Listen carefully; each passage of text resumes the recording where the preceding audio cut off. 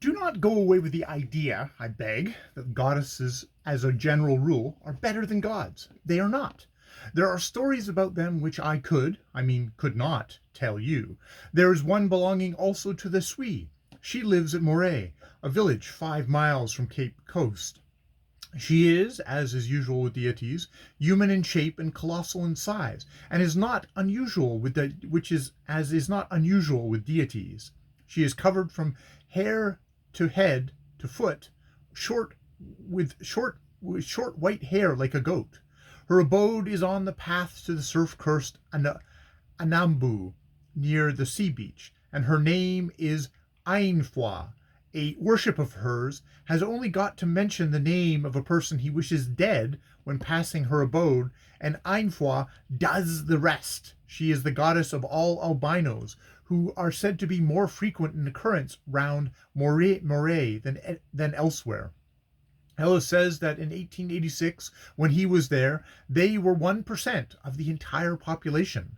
These albinos are, ipso facto, her priests and priestesses, and in old days an albino had only to name anywhere a person Afuinwa wished for, and that person was forthwith killed.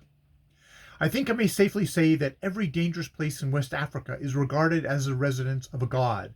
Rocks and whirlpools in the rivers, swamps no man fit to pass, and naturally the surf. Along the Gold Coast, at every place where you have to land through the surf, is fairly swarms with gods. A little experience with the said surf inclines you to think, as the dabblers in spiritualism say, that there is something in it, and I will be back in this West Coast surf, the Kalema, as we call it, down south, against any other malevolent abomination, barring only the English climate. Its ways of dealing with human beings are cunning and deceitful. In its most ferocious moods, it seizes a boat, straightway swamps it, and feeds its pet sharks with the boat's occupants. If the surf is merely skylarking, it lets your boat's nose just smell the sand, then says, "Thought you were all right this time. Did you, though?" and drags the boat back again under the incoming wave, or catches it under the stern and gaily throws it upside down over you and yours on the beach. Variety, they say, is charming. Let those who say it and those who believe it just do a course of surf work, and I'll warrant they will change their minds. There is one thing about the surf that I do not understand, and that is why witches are always walking stark naked along the beach by it at night, and eat sea crabs the while.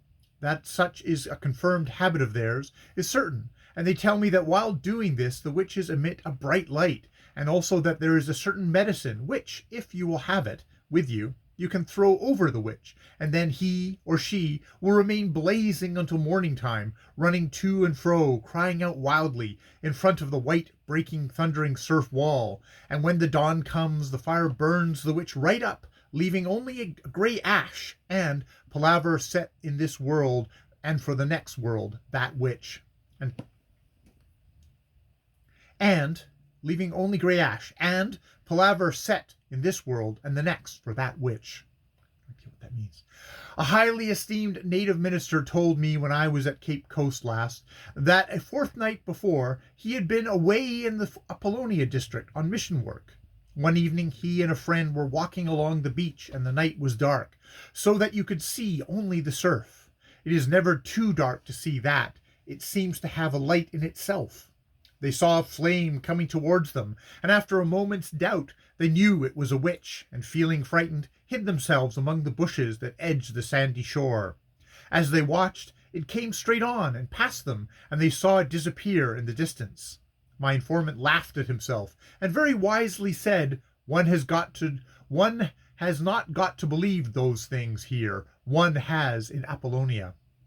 To the surf and its spirits the seaboard-dwelling Shwees bring women who have had children, and widows, both after a period of 8 days from the birth of the child or the death of the husband. A widow remains in the house until this period has elapsed, neglecting her person, eating little food, and sitting on the bare floor in the attitude of mourning. On the Gold Coast they bury very quickly, as they are always telling you, usually on the day after death, rarely later than the third day, even among the natives, and the spirit, or shra, of the dead man is supposed to hang about his wives and his house until the ceremony of purification is carried out. This is done, needless to say, with uproar. The relations of each wife go to her house with musical instruments, I mean tom-toms and that sort of thing, and they take a quantity of mint, which grows wild in this country, with them.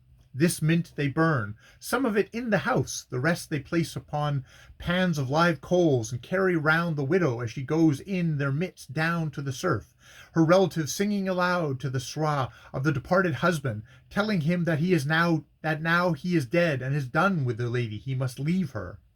This singing serves to warn all the women who are not relations to get out of the way, which of course they always carefully do, because if they were to see the widow, their own husbands would die within the year.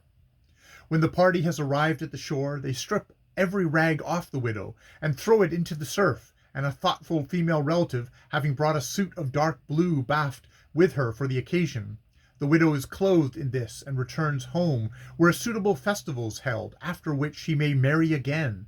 But if she were to marry before this ceremony, the shra of the husband would play the mischief with the husband, number 2 or 3, and so on, as the case might be.